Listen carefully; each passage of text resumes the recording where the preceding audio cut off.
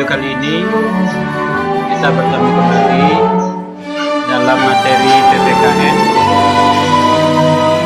Pada video kali ini kita akan membahas materi PPKN tentang perlindungan dan penegakan hukum di Indonesia.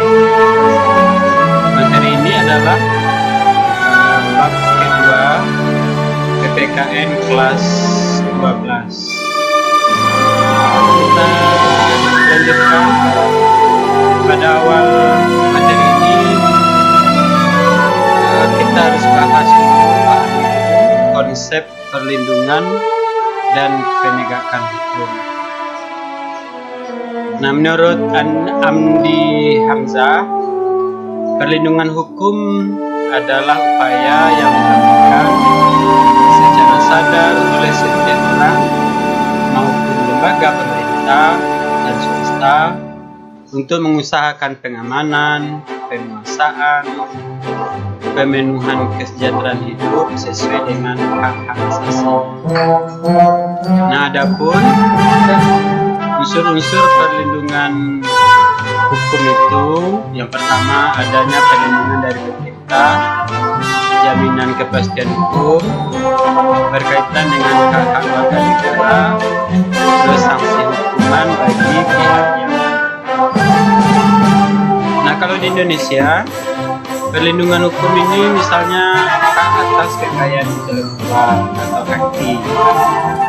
Nah, ini misalnya dalam Undang-Undang Nomor 28 Tahun 2012 tentang hak cipta, terus Undang-Undang Nomor 15 Tahun 2001 tentang merek, Undang-Undang Nomor 13 tentang paten, Undang-Undang Nomor 29 tentang perlindungan paritas tanaman dan lain sebagainya.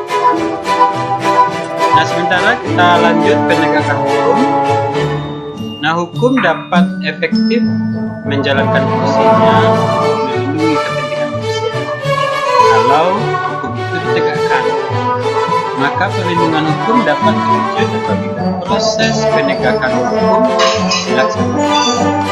Maka proses penegakan hukum adalah salah satu upaya untuk menjadikan hukum sebagai pedoman dalam setiap perilaku masyarakat maupun aparat atau lembaga penegak hukum. Atau penegakan hukum merupakan upaya untuk melaksanakan ketentuan hukum dalam berbagai macam bidang kehidupan. Kita lanjutkan. Kenapa adanya perlindungan dan penegakan hukum?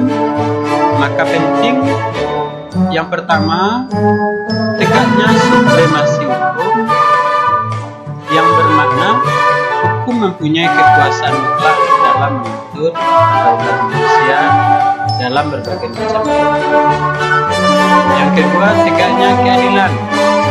Tujuan utama hukum adalah mewujudkan keadilan bagi setiap orang. Sedangkan yang ketiga, mewujudkan perdamaian dalam kehidupan di masyarakat, kehidupan yang diwarnai suasana yang damai merupakan harapan. Nah, materi selanjutnya kita akan melihat peran lembaga penegak hukum dalam menjamin keadilan dan perdamaian. Yang pertama adalah polisi. Dalam Undang-Undang Nomor 2 Pasal 16 Tahun 2002 tentang kepolisian, wewenang polisi itu melakukan penangkapan, melarang setiap orang meninggalkan lingkungan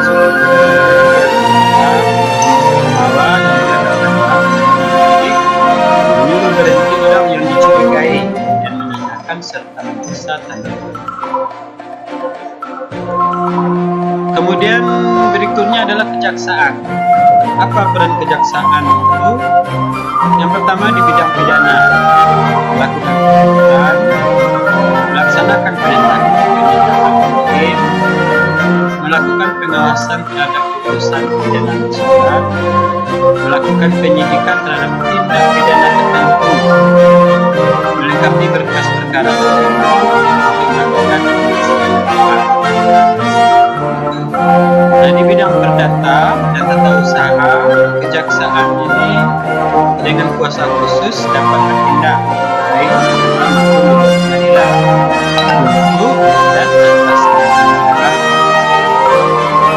Sementara dalam bidang ketertiban dan ketentraman umum, yang pertama peningkatan kesadaran hukum masyarakat, pengamanan kebijakan penegakan hukum, pengawasan peredaran barang bawaan, pengawasan aliran kepercayaan, penelitian dan pengembangan hukum serta statistik.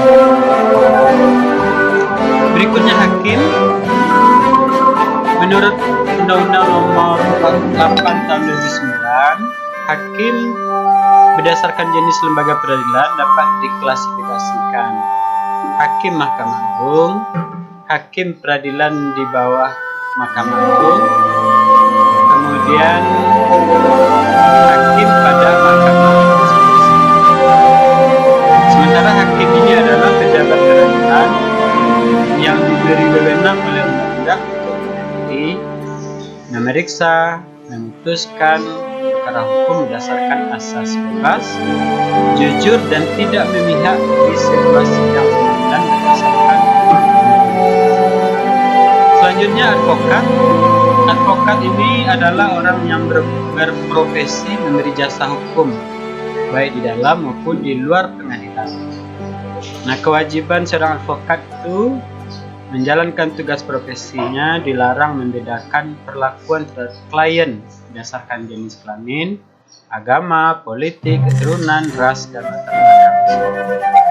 Nah, ini cukup banyak kewajiban-kewajiban.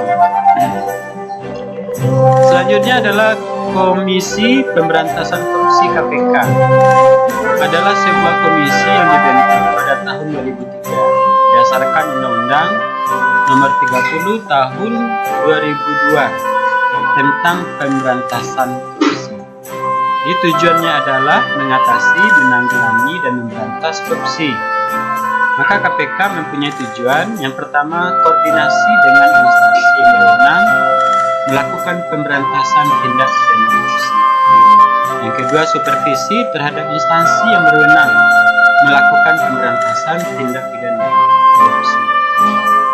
Kemudian melakukan penyelidikan, penuntutan terhadap tindak pidana korupsi, dan terakhir melakukan tindakan-tindakan pencegahan tindak pidana korupsi. Nah, sekarang kita akan melihat berbagai kasus pelanggaran hukum. Pelanggaran hukum disebut juga perbuatan melawan hukum, yaitu tindakan seseorang yang tidak sesuai atau bertentangan dengan aturan. Dalam keluarga, misalnya mengabaikan perintah orang tua, mengganggu kakak atau adik yang sedang belajar, ibadah yang tidak tepat waktu. Nah, kalau di sekolah misalnya menyontek ketika ulangan, datang terlambat. Nah, kalau dalam masyarakat misalnya mangkir dari tugas ronda malam, tidak mengikuti kerja bakti. Sementara dalam lingkungan bangsa kita misalnya tidak memiliki KTP, tidak memiliki rambu-rambu. Lalu sanksi norma hukum. Sanksi norma hukum itu adalah tegas dan nyata. Tegas berarti adanya aturan yang telah dibuat secara berbeda, diatur dalam perundang-undangan. Misalnya mengenai sanksi yang diatur, misalnya pasal 10 KUHP, ada hukuman pokok dan hukuman tambahan. Hukuman pokok itu ada hukuman mati, hukuman penjara yang terdiri atas hukuman seumur hidup dan sekurang-kurangnya 1 tahun. Ada lagi hukuman tambahan, misalnya pencabutan hak-hak tertentu, perampasan, penyitaan barang-barang tertentu, dan pengumuman keputusan hakim. Ini adalah dalam pasal 10. Nah, selanjutnya kita akan lihat partisipasi dalam perlindungan dan pendidikan. Partisipasi kita akan atau kepatuhan terhadap hukum yang berlaku adalah konsep nyata dalam diri seseorang yang diwujudkan dalam perilaku yang sesuai. Contohnya keluarga. Nah, para siswa sekalian, pada uji kompetensi ada 6 soal yang harus kamu jawab. Yang pertama, apa yang dimaksud dengan perlindungan? Yang kedua, mengapa perlindungan hukum tidak akan terwujud apabila penegakan hukum tidak dilaksanakan? Yang ketiga, mengapa perlindungan dan penegakan hukum harus dilakukan dalam sebuah negara demokrasi? Yang keempat, bedakanlah peran polisi, jaksa, hakim, dan KPK dalam hukum. Yang kelima, mengapa terjadi pelanggaran? Yang terakhir, coba kamu deskripsikan contoh tidak perlindungan sekolah.